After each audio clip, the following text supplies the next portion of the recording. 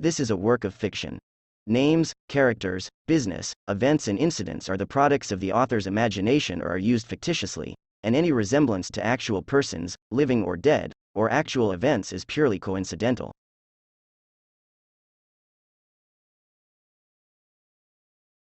Sabi nila, ang buhay daw ay parang bahaghari, maraming kulay pero hindi palaging malinaw.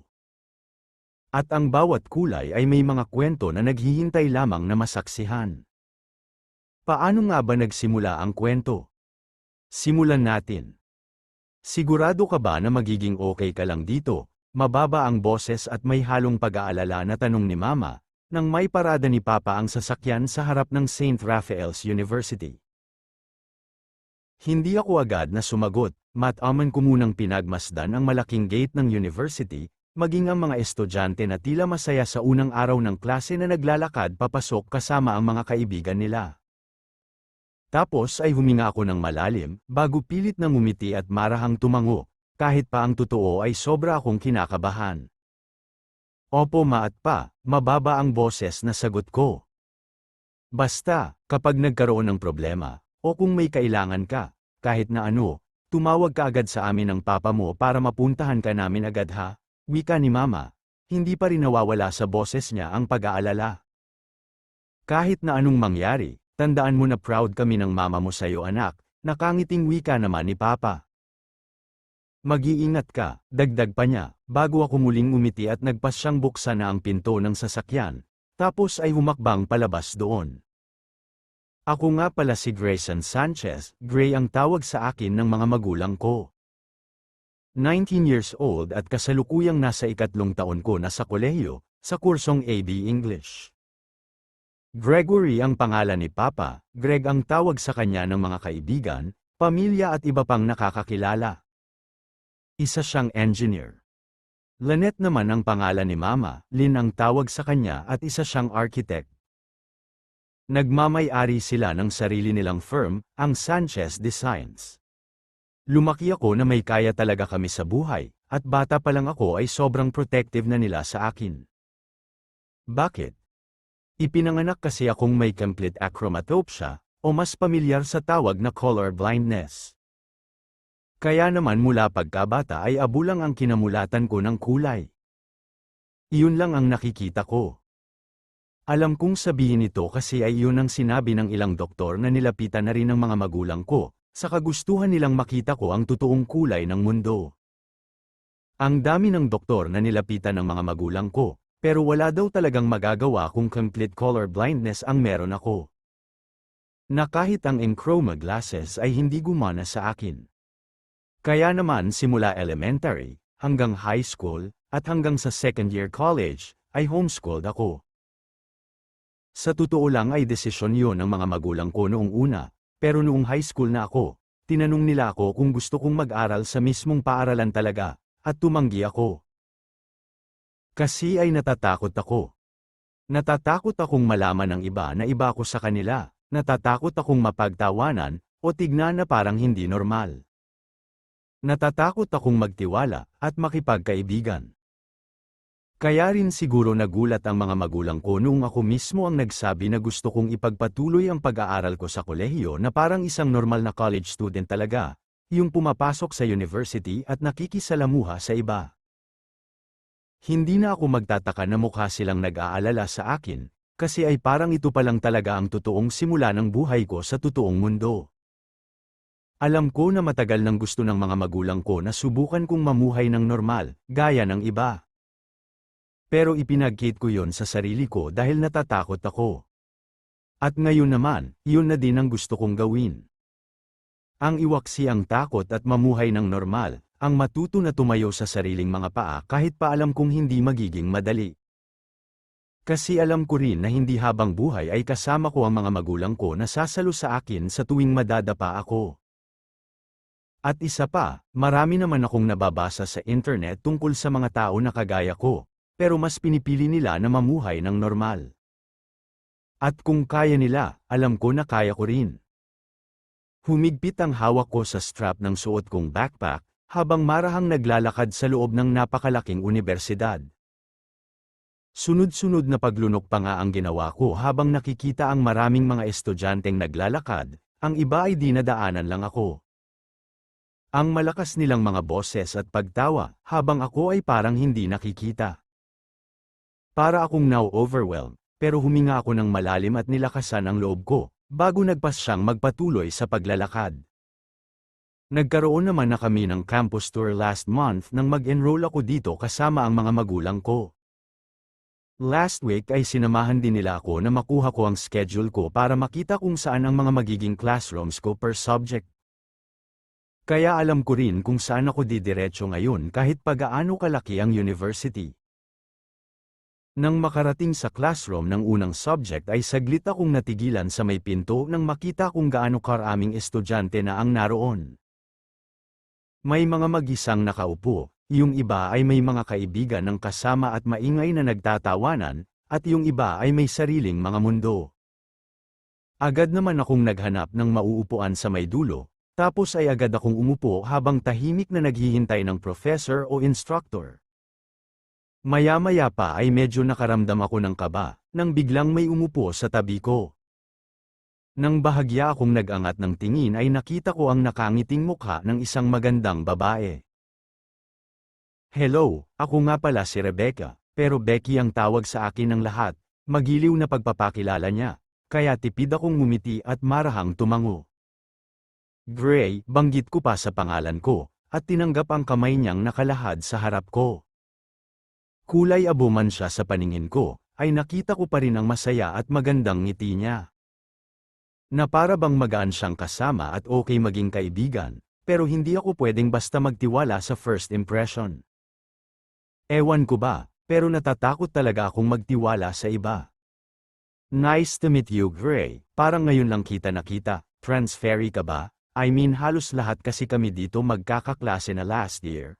Nakakatuwa nga kasi ang daming mga bagong mukha na naidagdag, nakangiting saad pa niya. Homeschooled ako ng 2 years, sagot ko naman, kaya bahagyang kumunat ang noo niya. Ha, bakit naman, hindi ba parang boring ang ganun? Teka may sakit ka ba? O baka naman sobrang yaman ng pamilya niyo? Aniya, marahan naman akong umiling. Wala akong sakit, hindi rin kami mayaman, sagot ko ulit. Totoo naman ang sinabi ko, hindi naman kasi talaga sakit ang kondisyon ko, visual deficiency ito. At hindi rin naman talaga kami mayaman, saktong may kaya lang at komportable sa buhay.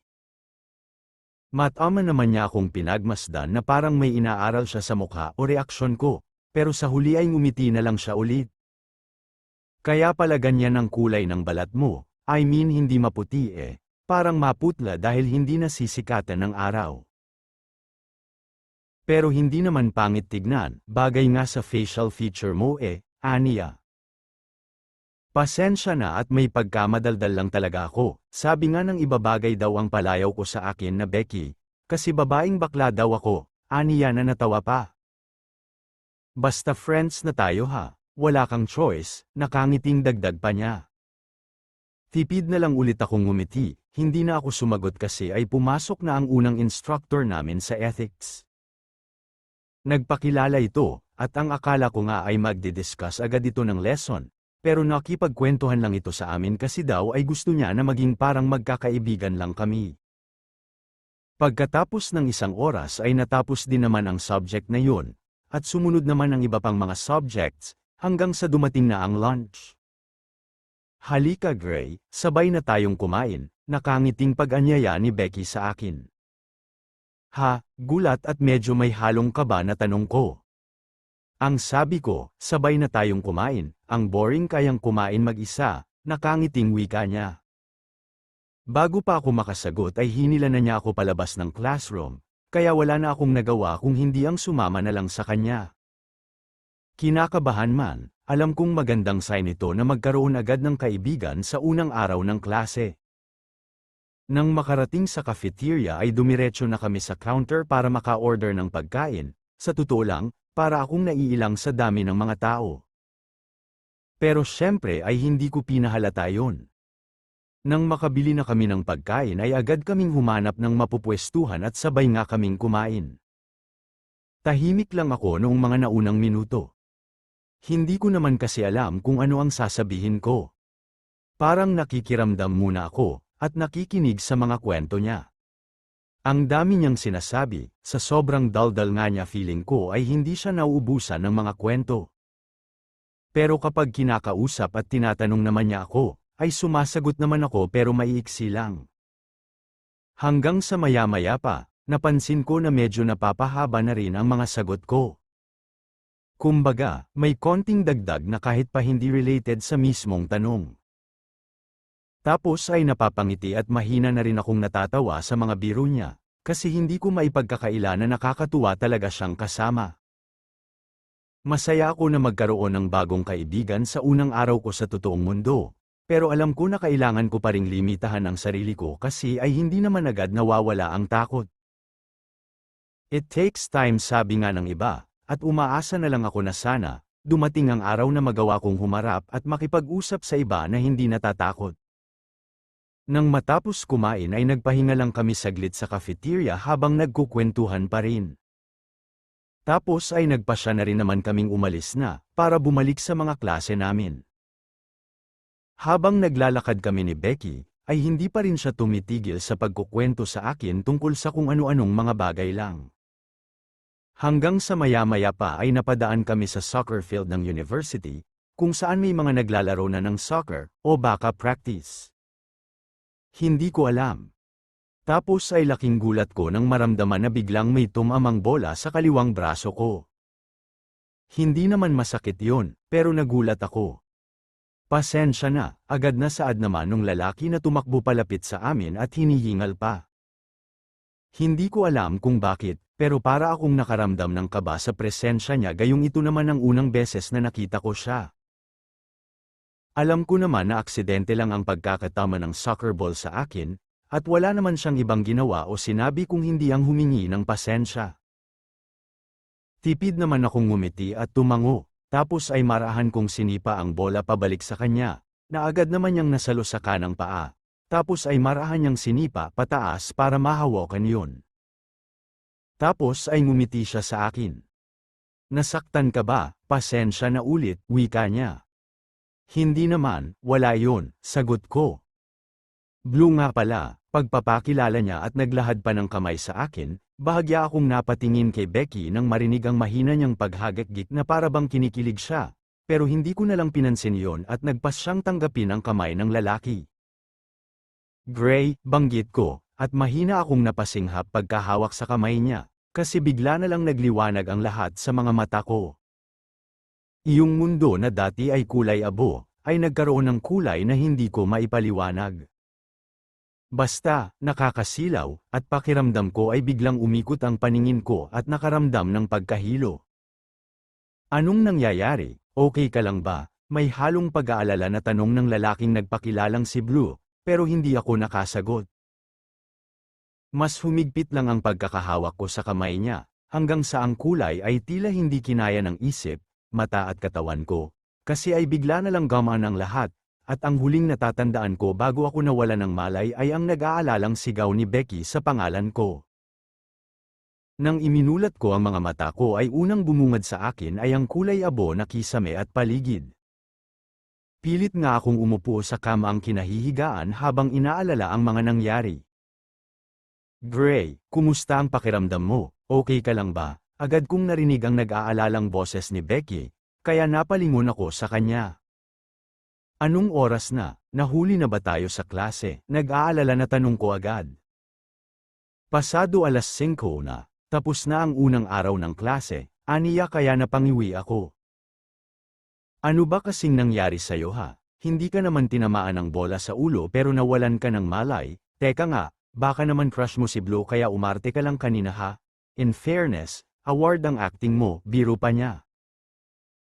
Unang araw ng klase, pero absent na ako agad sa ibang subjects, mababa ang boses na saad ko, hindi pinapansin ang sinabi niya.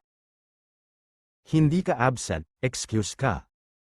Sinabi ko sa mga profs at instructors natin na nandito ka sa clinic, at saka wala pa namang importanteng lessons kanina, paliwanag naman niya. Iyong seryoso, kumusta ang pakiramdam mo? Tanong pa niya. Okay na ako, sagot ko naman. Magsabi ka nga ng totoo sa akin, may sakit ka ba? I mean nabanggit mo kanina na 2 years kang homeschooled, hindi ba? May kinalaman ba yon kung bakit nawalan ka ng malay? Tanong niya sa akin. Hindi ako agad na nakasagot. Hindi ko kasi alam kung paano sasagutin ang personal na tanong ng tao na kanina ko lang nakilala. Kahit pa sabihin na magkaibigan na daw kami, hindi ko pa naman siya kilala talaga. Hindi wala, baka nahilo lang ako sa init, pagsisinungaling ko.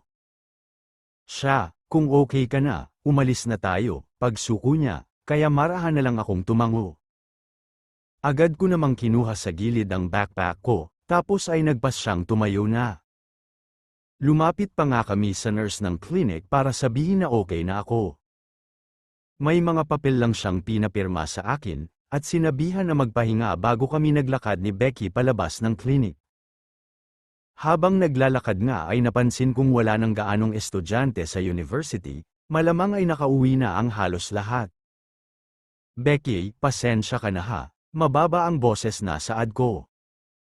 Pasensya saan? Tanong niya. Kasi imbes na makauwi ka ng maaga, binalikan mo pa ako sa clinic, sagot ko. Sus, wala yun, magkaibigan na tayo hindi ba, nakangiting saad niya. Huminga naman ako ng malalim tapos ay huminto sa paglalakad, kaya natigilan din siya at nakakunot ang noong tumingin sa akin. Bakit? Anong nangyari? Tanong niya. Masaya lang ako na makilala at maging kaibigan ka, mababa ang boses na saad ko na nagpangiti sa kanya. Alam mo kaninang nawalan ka ng malay, imbes na mag-alala kinikilig ako. Nakangisi na wika niya. Ha, bakit naman? Tanong ko. Iyong eksena niyo kasi ni Blue ay parang yung mga napapanood ko sa romance movies, o nababasa sa mga libro, binuhat ka niya agad in bridal style tapos itinakbo ka sa clinic, nakakakilig, aniya. At alam mo bang kilala yang si Blue dito sa university? Blue Hernandez ang buong pangalan, 4th year student at political science ang kurso, central midfielder ng soccer team pero mas tinitilian pa kesa sa team captain na best friend naman niya na si Lance.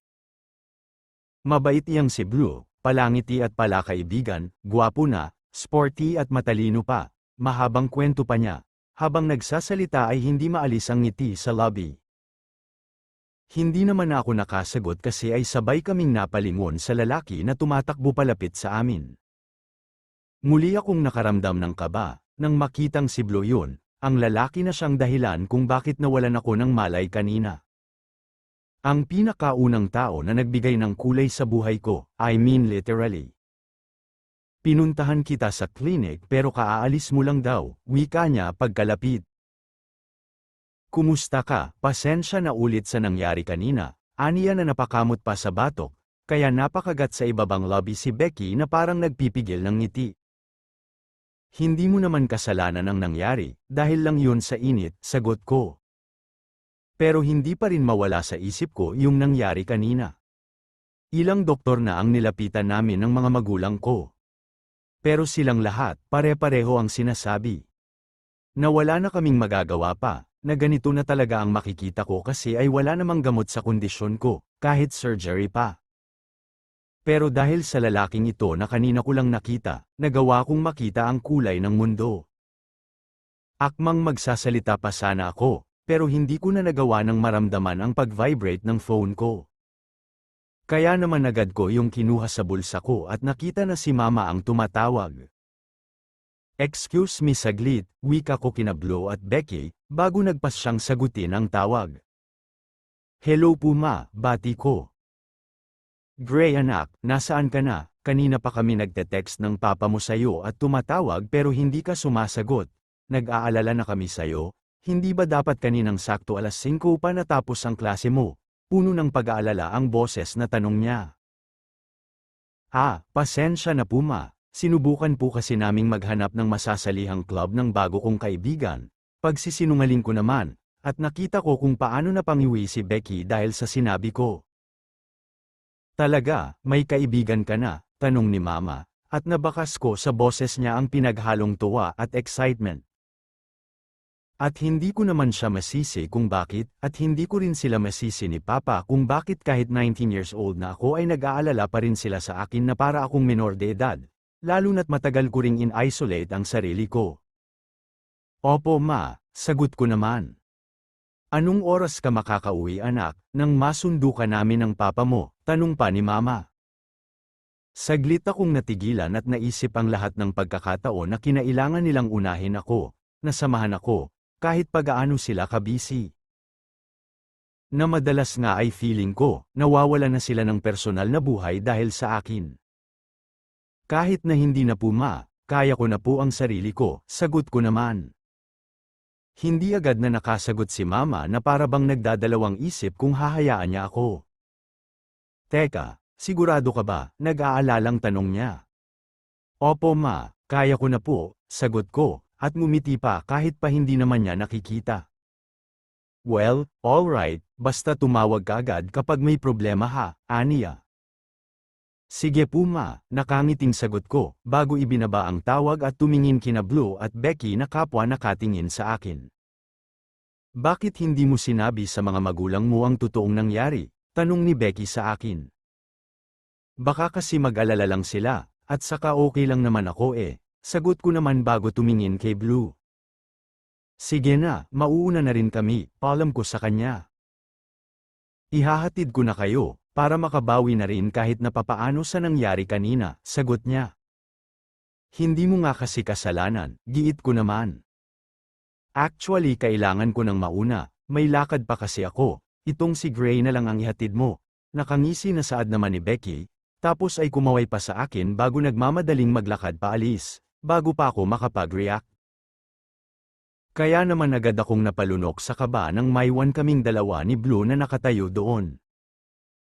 Halika na, nakangiti at mababa ang boses na saad naman ni Blue, at nagsimula na siyang maglakad paalis bago pa ako makasagot, kaya naman sa huli ay marahan na lang akong naglakad din para sumunod na sa kanya, hanggang sa makarating na kami sa parking lot.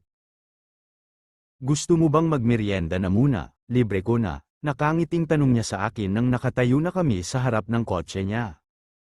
Okay lang talaga ako, kaya ko naman ang umuwi mag-isa, sagot ko. I insist Gray, alam kong sinabi mo na hindi ko kasalanan ang nangyari, but I still feel bad, kaya gusto kong may magawa para sa'yo kahit na papaano, para hindi na rin ako makonsensya, aniya. Mukha naman siyang harmless, at base sa tono ng boses niya ay ramdam ko ang sincerity. Kaya sa huli ay mahina na lang akong napabuntong hininga bago tumango. Although hindi pa rin nawawala ang kaba sa dibdib ko, dahil nga sa nangyari kanina. Nang nakasakay na kami sa kotse niya ay agad niyang binuhay ang makina noon. Laking gulat ko nang umamba siya na parang hahawakan ako, kaya mabilis akong napa-atras sa gulat na para bang natakot at para depensahan ang sarili. Kumunat naman ang noo niya dahil sa naging reaksyon ko. Sorry, aayusin ko lang sana ang seatbelt mo, tila nalilitong wika niya. Ako na, kaya ko na, nauutal at nahihiya na sagot ko naman. Tapos ay hinawakan ko agad ang seatbelt at isinuot ko iyon ng maayos. Bakit parang natatakot ka sa akin? Tanong niya maya-maya pa nang nasa biyahe na kami. Hindi maiksing sagot at depensa ko naman sa sarili ko. Saan mo gustong kumain? Tanong niya sa akin. Hindi na siguro, sa bahay mo na ako ihatid, o kung mapapalayo ka, kahit sasakayan na lang ng taxi, wika ko. Sabihin mo sa akin ang address, ihahatid na kita sa inyo, saad na lang niya, kaya iyon ang ginawa ko. Sa buong biyahe ay tahimik lang kami pagkatapos nun. Magsasalita lang ako sa tuwing ituturo ko ang daan. Pansin at ramdam ko nga ang pagsulyap niya sa akin kung minsan, pero umaakto ako na hindi iyon napapansin. Siguro iniisip niya na ang weird ko masyado. Hanggang sa maya-maya pa ay nakarating na kami sa harap ng bahay namin. Pero nang may parada na niya ang sasakyan sa harap ng mismong gate namin, ay hindi agad ako bumaba. Ewan ko, pero parang may gusto akong gawin o patunayan. Pagkaraan ng ilang segundo ay huminga ako ng malalim bago lakas loob na tumingin sa kanya, at para akong napaso ng magtama ang mga mata namin, kasi ay nakatingin din pala siya sa akin. Pwede ba kitang hawakan? Tanong ko, kaya literal siyang napanganga. Ha, nalilitong tanong pa niya, na tila ba hindi sigurado sa narinig. Imbes na sumagot ay agad kong hinawakan ang likod ng kamay niyang nakahawak pa rin sa manibela. Mukha pa rin siyang nagulat, pero hindi naman siya kumilos. Tapos ay napasinghap ako nang bigla ulit na wala ang kulay abo na nakikita ko, napalitan yon ng mga kulay na bago sa paningin ko. Kaya naman bago pa ako mahilo ulit at mawala na naman ng malay ay mabilis kong inalis ang pagkakahawak sa kanya. Anong meron? Anong nangyayari? Nakakunot ang noo at nalilitong tanong niya sa akin, kaya mabilis akong umiling. Hindi wala, salamat sa paghatid, sagot ko bago nagmamadaling binuksan ang pinto ng sasakyan at bumaba na doon. Tapos ay dumiretso na ako papasok sa loob ng gate na hindi ulit siya nililingon. Pero bago pa ako tuluyang makapasok sa bahay ay nakita kong nakasilip sa may bintana ang mga magulang ko. Tapos ay agad nila akong sinalubong sa pinto ng bahay. Sino yung naghatid sa'yo anak? Yun na ba ang bago mong kaibigan? Bakit hindi mo muna pinapasok dito sa loob? Nakangiti at excited na tanong ni mama sa akin.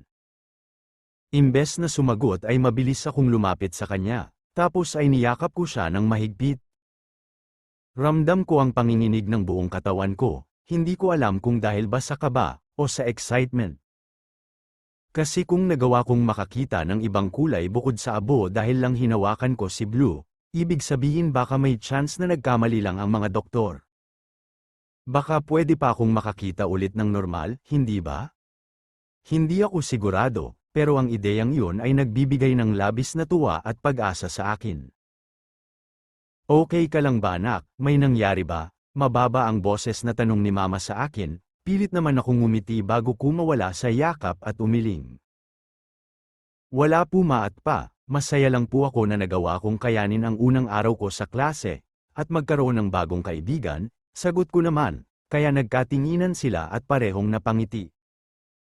Alam namin nakakayanin mo anak. Ikaw pa ba? Nakangiting wika naman ni Papa na marahan pang ginulo ang buhok ko na para akong bata. Halika sa hapag, ipinaghanda kita ng merienda, kwentuhan mo kami tungkol sa araw mo. Nakangiting saad naman ni Mama, tapos ay iginiya niya ako papunta sa kusina. Hindi naman ako nagdalawang isip na sumama sa kanya. Wala muna akong balak sabihin sa kanila sa ngayon ang tungkol sa nangyari. Maraming beses na rin kasi silang umasa at nadismaya na makakakita pa ako ng normal. Sa ngayon, gusto ko munang sarilihin ang lahat.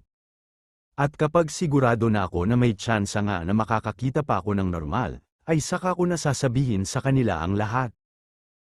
Naging maayos at normal lang naman ang mga sumunod pang araw. Nahihirapan akong mag-adjust sa university at makisalamuha sa iba. Lalo na kapag may mga group discussions o kung ano-ano pa, pero pinipilit ko namang kayanin. At kahit na papaano, unti-unti ay parang nasasanay na rin ako sa presensya ng iba. Although hindi pa rin ako magsasalita unless kakausapin nila ako. Siguro kasi ay hindi naman talaga mabilis mawala ang ilang, hiya at konting takot na nararamdaman ko. Wala na rin naman kaming naging engkwentro ni Blue. Ganun pa man ay hindi pa rin maalis sa isip ko ang mga nangyari sa unang araw ko sa university. So by the end of next week, we're encouraging all of you na maghanap ng masasalihang club. Hindi naman mandatory, pero may additional points ito sa lahat ng subjects nyo. Wika ng instructor namin isang hapon, pagkatapos nitong mag-discuss ng lesson. I'll see you all on Monday. Enjoy your weekends. Dagdag pa nito, tapos ay naglakad na palabas ng classroom. Kaya naman agad ko nang inayos ang mga gamit ko, para makapaghanda na sa pag-uwi. Gray, punta tayo ng gymnasium ngayon, hanap na tayo ng masasalihan na club, nakangiting pag-anyaya ni Becky sa akin. Mula noong unang araw, hanggang ngayon, ay lagi na siyang nakadikit sa akin. Palakaibigan si Becky, at kilala na niya halos lahat ng mga kaklase namin. Kaya hindi ko maintindihan kung bakit mas gusto niyang nakakasama ako at ako ang inaaya sa lahat. Kahit sa pairings kapag may mga ginagawang activities. I mean okay lang naman sa akin yun, pabor nga sa akin eh. Kasi mas napapadali ang buhay estudyante ko dahil sa kanya. Sige, pero tatawagan ko muna si Mama para magsabi ha, baka kasi mag-alala sila sa akin, sagot ko. kaya nakangiti siyang tumango. Nang maayos ko na ang mga gamit ko ay agad kong inilabas ang phone ko, nagpunta sa contacts para matawagan si Mama. 2 ring nga lang ay sumagot na siya agad. Hello anak, may nangyari ba? Gusto mo bang sunduin ka namin? Agad na bungad niya, kaya mahina akong natawa.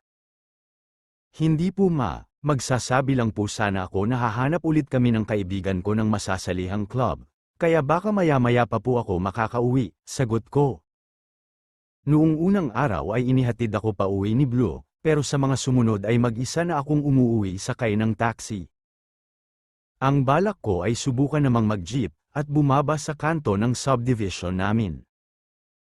Marami akong gustong matutunan at maranasan, mga bagay na alam kong normal na ginagawa ng karamihan. Ha, akala ko ba ginawa nyo na yan noong unang araw nyo? Tanong niya. Wala po kasi kaming nahanap nun sa dami ng pagpipilian dahilan ko. Ganun ba? Siya sige at mag-iingat ka. I love you anak, Anya. I love you din po, nakangiting sagot ko bago ibinaba ang tawag, nang napatingin ako kay Becky ay nakita kong nakangiti siya sa akin. Bakit? Tanong ko. Bihira kasi sa mga kasing edad natin na mag-I love you sa mga magulang, kaya nakakatuwa na nagagawa mo yun. Lalo na lalaki ka pa. Ako nga nahihiya natatawa na saad niya. Wala naman akong nakikitang mali na sabihin yun sa mga mahal natin sa buhay, lalo na maiksi lang ang buhay, sagot ko. Wala naman talagang mali doon, nakakatuwa lang, aniya kaya tipid na lang akong ngumiti at tumango. Halika na, pag-anyaya pa niya. Tapos ay agad siyang kumapit sa braso ko at hinila na niya ako palabas ng classroom. Nang hinawakan nga niya ako ay wala naman akong ibang naramdaman, hindi takot at hindi hiya, parang normal lang. Wala ring ibang nangyari, hindi nagbago ang kulay na nakikita ko. Hindi gaya nung si Blue. Naglakad naman na kami ni Becky papunta sa gymnasium, at pagkapasok ay agad naming nadatnan doon ang napakaraming mga estudyante na malamang ay naghahanap din ng masasalihang mga clubs. Sali kaya tayo sa theater or drama club, sa tingin mo? Nakangiting tanong ni Becky sa akin habang naglalakad-lakad kami sa loob ng gym at tumitingin-tingin. Wala naman akong talent sa ganyan, sagot ko. Ano ba ang hilig mong gawin? Dapat maghanap tayo ng masasalihang club na somehow, connected sa hilig natin, para hindi tayo ma-burn out, aniya kaya napatango ako at saglit na nag-isip. Mahilig akong magbasa ng libro, sagot ko. Wala namang book club dito pero merong literary circle, sa pagkakaalam ko magkakasama na doon ang mga mahihilig magbasa at magsulat, pwede tayong sumali doon, aniya. Tumingin muna tayo ng iba, sagot ko, kaya tumango siya at nagpatuloy naman kami sa paglalakad. Maya-maya pa ay saglit akong natigilan nang mapadaan sa isang booth. Volunteer and Outreach Club ang nakalagay doon. Iilan lang ang mga nandoon na tila nag-iisip pa kung sasali sila. Hello, ako si Ramil Castro, but you can call me Ram, ang president ng Volunteer and Outreach Club. Interesado ba kayong sumali? Nakangiti at magiliw na saad nung nakaupo sa silya at tumayo pa para maglahad ng kamay sa amin. Hi, ako si Becky, ang babaeng Becky, nakangiti at magiliw na pagpapakilala ni Becky, kaya napahagik-gik si Ram. Hi Ram, ako naman si Gray, okay lang bang itanong kung ano ang focus ng club nyo? Tugon ko naman. Nagfo-focus kami sa community service, social responsibility at pagtulong sa mga underserved groups, both on and off campus. Weekly nagpupunta tayo sa mga orphanages, elderly homes, shelters or public schools para sa feeding program and donation drives, proud na sagot niya. Saglit naman akong natahimik sa narinig. Sa totoo lang, gusto kong masanay na nakikisalamuha sa ibang mga tao kahit pa feeling ko ay iba ako sa kanila. Kaya sa tingin ko ay makakatulong sa akin ang club na ito, kaya naman ngumiti ako kay Ram at marahang tumango. Pwede ba akong sumali? Tanong ko. I bet na bet, welcome na agad, matinis ang boses at tila excited na sagot niya, kaya mahina akong natawa. I mean, lalaking-lalaki kasi ang tindig niya, pero iba ang sinasabi ng boses. Ganun pa man ay nakakatuwa siya, parang nakikita ko sa kanya ay si Becky din. Heto, fill out nyo lang ang form ng personal info nyo tapos pasok na kayo agad. Malawak ang ngiting dagdag pa niya bago kami inabutan ni Becky ng tig-isang form. Ha, ganun lang, I mean wala nang hazing, tanong ni Becky. Girl, illegal ang hazing, nakakaloka ka, at saka hindi pa naman kayo permanent na member talaga. Kumbaga member in training pa lang kayo for 2 weeks, titignan muna namin ang participation nyo. Attend kayo ng meetings at kayo rin mismo ang magde-decide after kung ito ba talaga ang club na para sa inyo. Ayaw naman namin kayong atali sa bagay na hindi nyo pala bet, mahabang paliwanag niya kaya napatango kami ni Becky. Hindi na ako sumagot, pero agad akong naglabas ng ballpen at umupo sa silyang nasa harap ng mesa para mag-fill out na. Ganun din naman ang ginawa ni Becky, habang nagsusulat ako ay naramdaman ko bigla na parang may presensya na tumayo sa likod ko. Hindi ako tumingin, pero ramdam ko ang kaba na para bang kilala ko yon. Pwede pa bang sumali sa club nyo? Tanong ng pamilyar na boses, at nang napatingin ako sa wakas ay napagtanto kong kilala ko nga, si Blue kasi yon. Oo naman Blue, heto ang form, nakangiti at kinikilig na sagot naman ni Ram. Tinanggap naman ni Blue ang form tapos ay tumingin sa akin at ngumiti. Hi, bati niya. Hi, maiksing sagot ko naman. Ah, upo ka rito. Tapos na rin naman akong mag-fill out, wika ko pa at agad na tumayo. Tapos ay ibinalik ko na ang form kay Ram na malawak pa rin ang ngiti. Pwede na ba kaming umalis? Mababa ang boses na tanong ko nang makitang natapos na rin si Becky. Wait lang, nakangiting sagot ni Ram na tila hinihintay na matapos si Blue sa pag-fill out, nang matapos ito at makuha na ang form ni Blue ay tumingin ito sa amin. By Monday, after class, may meeting tayo sa club room ng Volunteer and Outreach Club, orientation lang naman. Mas i-discuss namin ang club purpose, rules and activities, lalo na starting next week, sisimulan na natin ang first community outreach program natin, magsesend na lang kami ng text sa inyo for full details, wika niya, kaya tumango kami. Once again, thank you for joining and welcome to our club, masayang dagdag pa niya at napapalakpak pa. Pagkatapos nun ay nagpasya kami ni Becky na maglakad na palabas ng gymnasium, hindi ko na ulit tinignan si Blue kahit paramdam kong nakatingin siya sa amin, kasi ay sobra talaga akong kinakabahan sa presensya niya sa hindi ko maipaliwanag na dahilan. Mukhang masaya ang club na nasalihan natin Bes, base kasi sa narinig ko wala gaano halos gustong sumali sa club kasi akala nila boring, pero hindi ba parang ang exciting na madalas tayong bumabiyahe paalis na parang nasa field trip lagi? Kahit pa ang purpose talaga ay community service naman, nakangiting saad ni Becky, kaya tipid akong ngumiti at tumango. Nagugutom ako, medyo maaga pa naman, merienda muna tayo, pag-anyaya pa niya sa akin. Oo ba sige, nagugutom nga rin ako sagot ko naman. Saan mo gustong kumain? Tanong niya. Saglit akong nag-isip, tapos ay napangiti nang may maalala na gustong-gusto ko ring subukan, na mula pagkabata ay hindi ko nagawa. Iyon ay ang kumain ng street foods. I mean nagagawa kong kumain ng street foods pero sa bahay lang, sina mama at papa pa o ang kasambahay ang bumibili para sa akin. Gusto kong maranasan yung kumakain sa mismong pinagbibilhan at naamoy ang masarap na amoy ng usok habang niluluto ito sa harap namin. Parang gusto ko ng street foods, wika ko. I bet, favorite ko ang street foods, sagot naman niya. May alam akong nagbebenta ng masarap na street foods, wika naman ng isang boses, kaya sabay kaming napalingon at nakita si Blue. Gusto niyo bang subukan? Libre ko na, iyon ay kung okay lang na sasamahan ko kayo, nakangiting dagdag pa niya. Nakita ko kung paano napakagat sa ibabang lobby si Becky na nagpipigil ng ngiti, tapos ay nagpalipat-lipat ang tingin sa amin ni Blue, at bago pa ako makasagot ay tumango na siya. Oo naman, basta sabi mo libre mo ha, sagot niya. Sure, nakangiting sagot niya tapos ay tumingin sa akin. Okay lang ba sa'yo kung kasama niyo ako? Tanong niya sa akin, pilit naman akong ngumiti bago marahang tumango.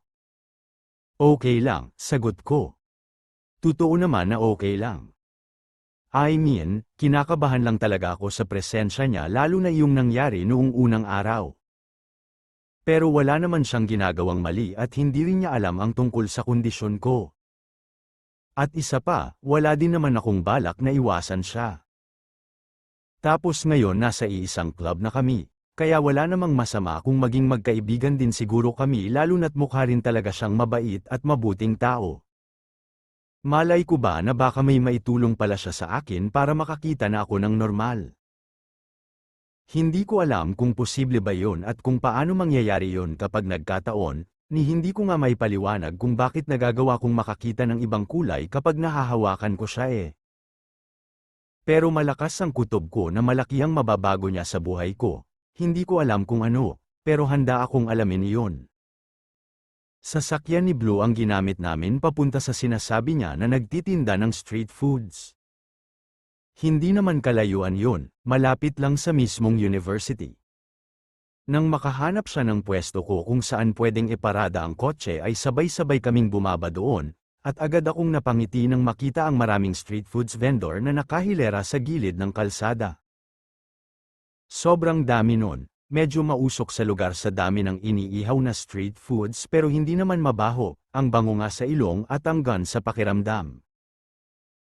May suki kami ng mga kaibigan ko dito, the best magtimpla ng street foods at the best din ang mismong sauce at suka nila, nakangiting saad niya sa amin. Dito tayo, pag-anyaya pa niya tapos ay nauna ng maglakad, at sumunod naman kami ni Becky sa kanya. Maya-maya pa ay nakarating na kami sa isang stall na sinasabi niya, parang karinderya style yun kasi ay may mga mesa at silya rin sila, at medyo marami ang kumakain. Mabuti na nga lang at nakahanap pa kami na pwesto na mauupuan kasi ay may mga paparating pa. Manang, 3 order ng special na goto, 3 palamig at tig-6 na order ng mga ihaw, nakangiting wika niya sa tindera na nakangiting tumango sa kanya. Ang dami mo namang in order, mauubos ba natin lahat ang mga yun? Tanong ni Becky. Nako, nasasabi mo yan sa ngayon kasi hindi mo pa natitikman, pero mamaya sigurado na mabibitin ka pa. Order lang kayo kung may gusto pa kayo, ako na ang bahala. At saka unlimited pala ang goto nila dito, sagot naman ni Blue.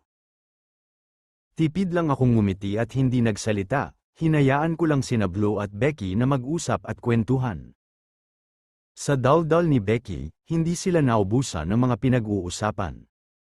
Oo nga pala, bakit naisip mong sumali sa Volunteer and Outreach Club, hindi ba kasali ka na sa sports club? Tanong ni Becky kay Blue maya-maya pa.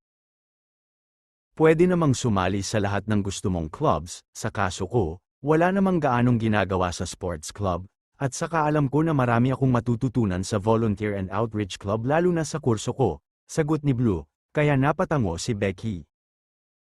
Oo nga pala at political science ang kurso mo at balak mong mag-abogado ano, ani Becky, kaya nakangiting tumango si Blue. Kayo, hindi ba AB English ang kurso nyo? Tanong niya. Kaya tumango kami ni Becky.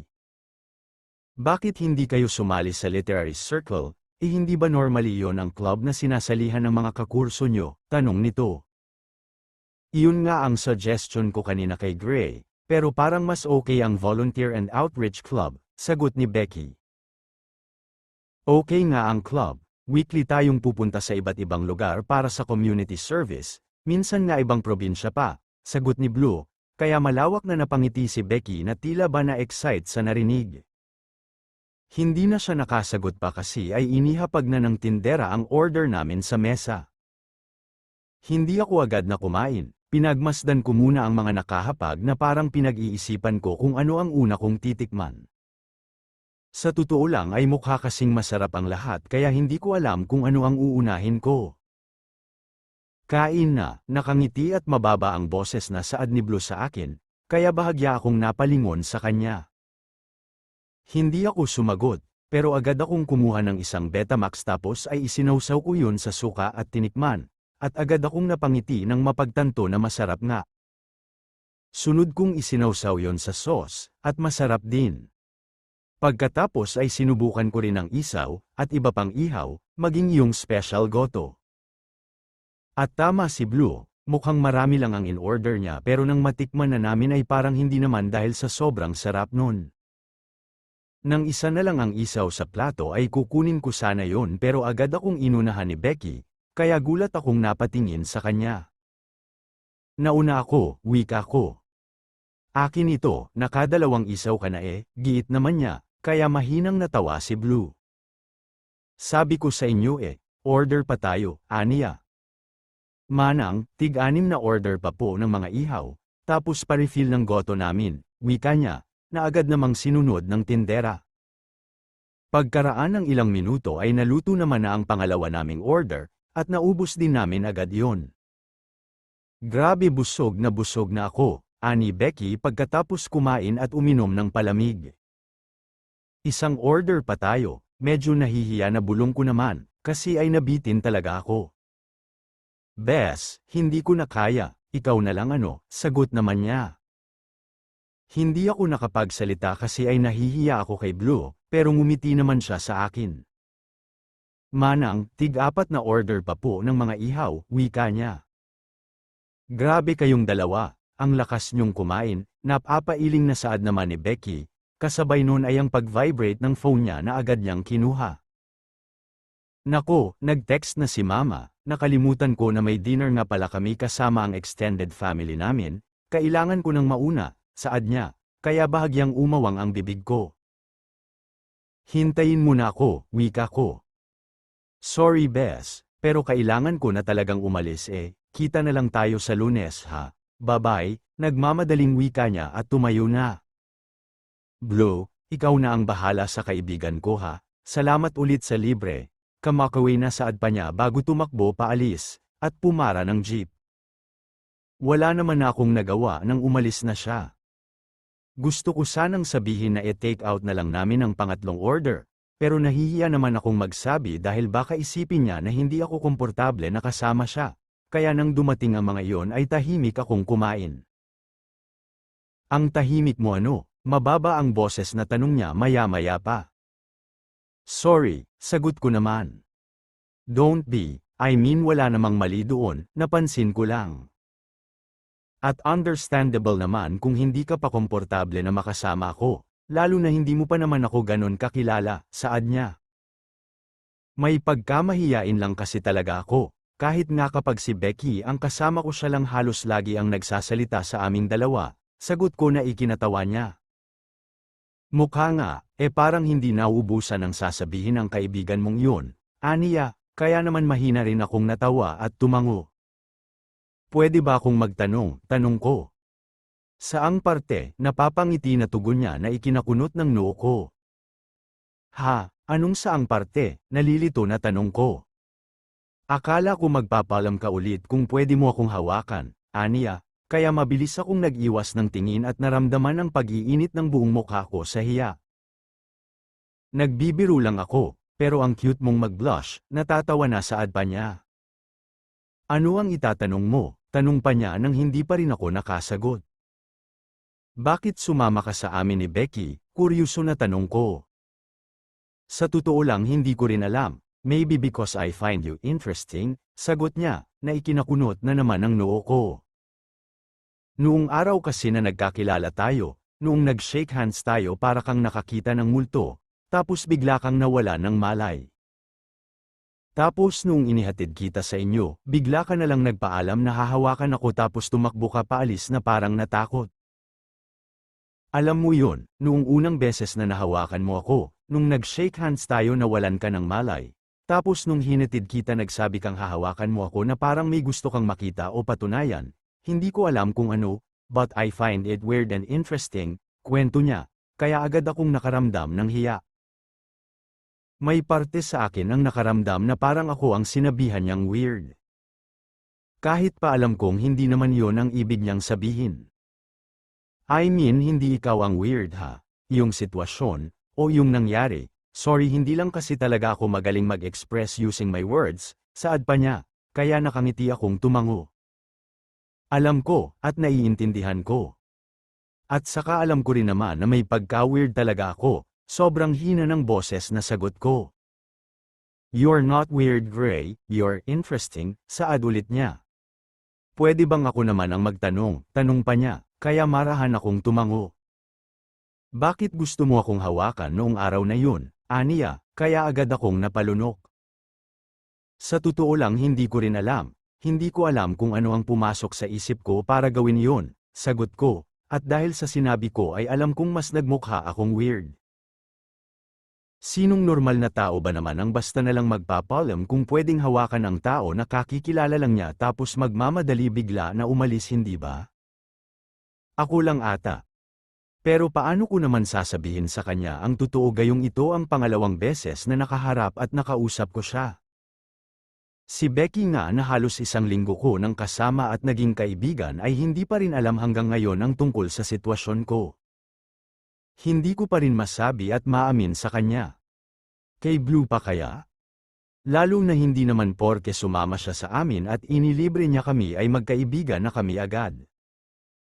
Hindi naman na siya nagtanong pa, siguro napansin niya na parang hindi ako komportable sa topic o baka meron akong hindi maamin sa kanya kaya naman hindi na siya nang ulit pa. Nagpatuloy naman na kami sa pagkain ng mga natitirang ihaw, at nang matapos ay nagbayad naman na siya at inaya na niya akong umalis.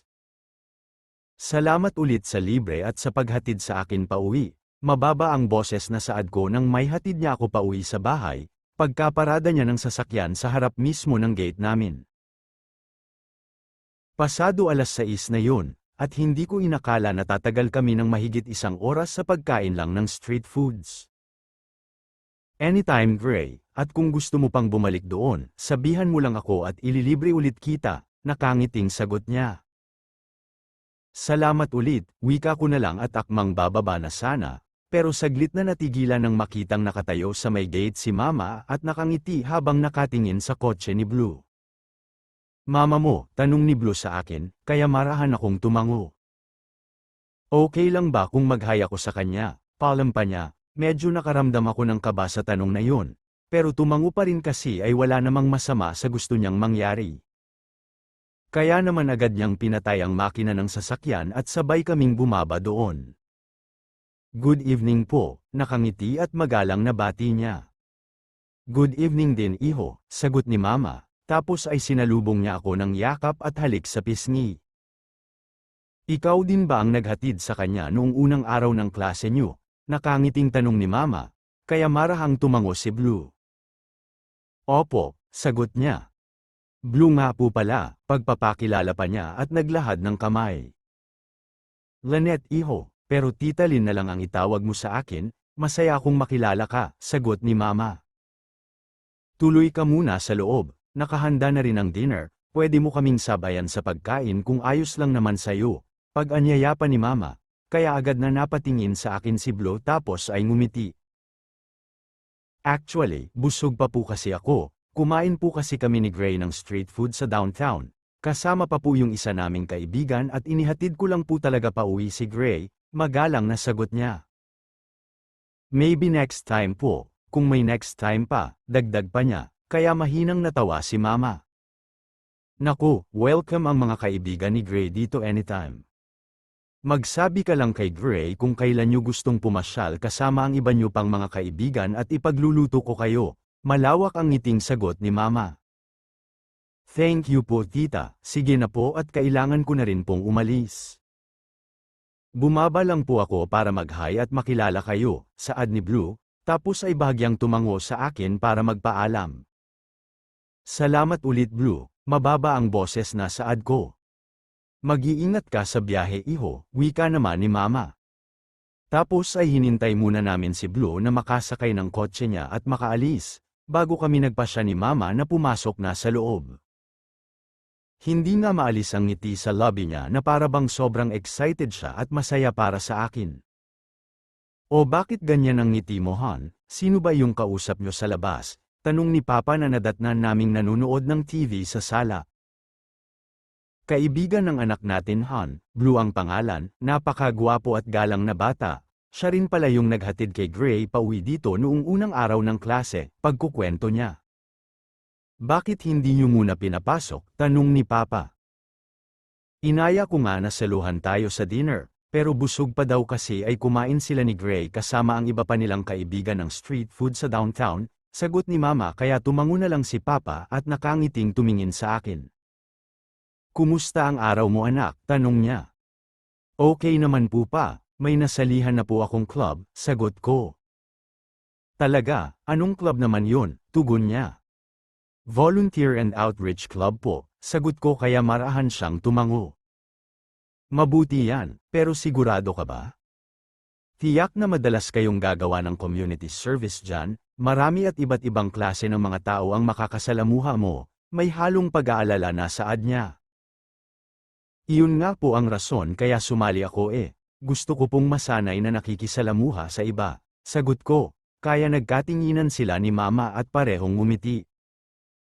Lumapit naman si Mama sa akin tapos ay niyakap niya ako. 1 linggo pa lang mula nang magsimula ang klase, pero sobrang laki na ng improvement mo anak. May mga kaibigan ka na, at nakikita namin na maayos ka naman. And we are very proud of you, malambing ang boses na wika ni Mama. Thank you po Ma at Pa, sagot ko naman bago kumawala si Mama sa yakap. Okay lang po ba kung hindi ko na kayo masasaluhan sa dinner? Medyo naparami po kasi ang kain namin ng street foods at busog pa po ako, saad ko. Oo naman, ang mabuti pa umakyat ka na at magpahinga at alam namin na napagod ka sa araw na ito, nakangiting sagot ni Mama sa akin. Good night po Ma at Pa, saad ko naman, tapos ay naglakad na papuntang ikalawang palapag ng bahay at pumasok sa kwarto ko. Nang nasa kwarto na ay agad kong inilagay ang backpack ko sa swivel chair tapos ay naglakad palapit sa kama at ibinagsak ang sarili ko doon. Pagkaraan ng ilang minutong pagtitig sa kisame ay nagpasya akong pumasok sa banyo ko para maghilamos at magbihis na, tapos ay bumalik na ako sa kama at humiga ulit doon. Sa paghiga ko nga ay biglang sumagi sa isip ko si Blue, at ang nakangiti niyang mukha, at hindi ko alam kung bakit. Hindi ko alam kung ano ang pumasok sa isip ko pero agad akong nagbukas ng social media at hinanap ang pangalan ni Blue. Blue Hernandez. Iyon ang sinearch ko. Ang daming ang lumabas na result, yung iba ay may pictures niya pero halatang hindi na active ang accounts, yung iba naman ay anime ang pictures. Wala akong nahanap na maayos na result, kaya lumipat ako sa isa pang social media app at doon sinubukang maghanap. Gaya kanina ay buong pangalan din niya ang isinearch ko, at may isang result na lumabas na ang username ay @CaptainBlue. Tapos ay nakalagay din ang full name niya sa account, at ang profile picture niya ay nakaupo siya sa isang tila coffee shop, nasabi ko yun kasi ay may kape sa harap niya, tapos ay ang seryoso niya doon. Napakagat pa ako sa ibabang lobby kasi ay ang gwapo niya, at bagay na bagay pa sa kanya yung isang maliit na hikaw sa kaliwang tenga niya. Mas nakakadagdag yon sa sex appeal niya. Mayroon siyang more than 10,000 followers, at bilang lang sa 10 daliri ang fina-follow niya. Hindi rin naman naka-private ang account niya, kaya nagpa siya akong tignan ang mga pictures na posted doon. Iilan lang yon, karamihan ay nasa soccer practice sila, bar, at beach. Nakakalungkot lang kasi ay black and white at shades of gray lang ang kulay na nakikita ko. Pero kahit na ganon ay hindi maipagkakaila na gwapo talaga siya, hindi lang sa picture, maging sa personal na rin. Hanggang sa hindi ko na napigilan pa na pindutin ang follow button.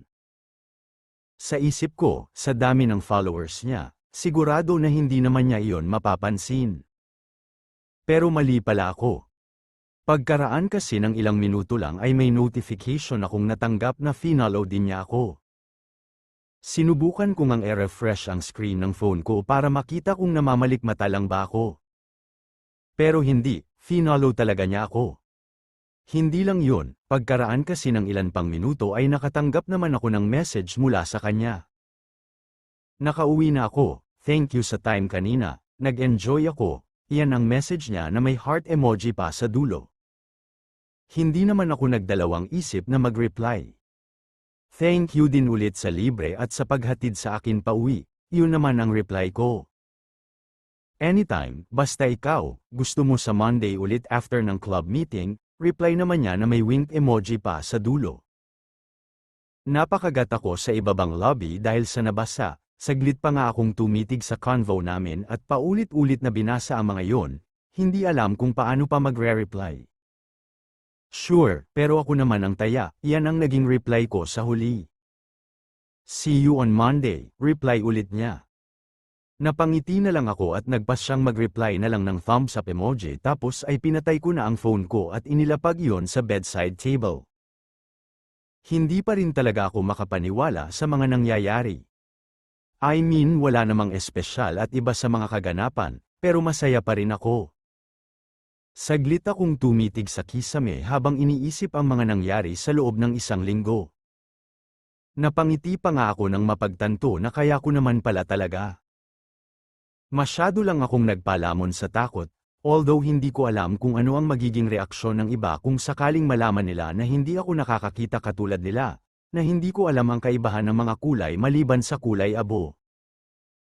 Siguro hindi naman na mahalaga pa yon ano? Kasi nagagawa ko namang mabuhay ng normal na walang ibang nakakaalam ng kondisyon ko kung hindi ang pamilya ko. At iyon ang kailangan kong ipagpatuloy at makasanayan, ang mabuhay na normal talaga. Kasi napagtanto ko na kahit pa hindi normal ang nakikita ko, ay normal naman talaga ako bilang isang tao.